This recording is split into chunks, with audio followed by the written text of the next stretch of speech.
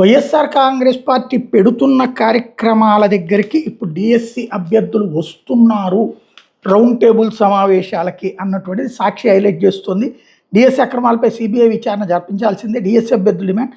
అక్రమాలపై ఆధారాలతో వివరాలు. రాష్ట్ర వ్యాప్తంగా YSRCP round table town hall సమావేశాలకి స్పందన వస్తుంది అన్నటువంటిది. సాధారణంగా అధికార పక్షానికి స్పెషల్ బ్రాంచ్ ఉంటుంది, ఇంటెలిజెన్స్ ఉంటుంది రాష్ట్ర ప్రభుత్వం తరఫున. వాళ్ళు క్రాస్ చెక్ చేస్తే నిజంగా వాళ్ళు స్టూడెంట్స్ వస్తున్నారా లేదా తెలుస్తుంది.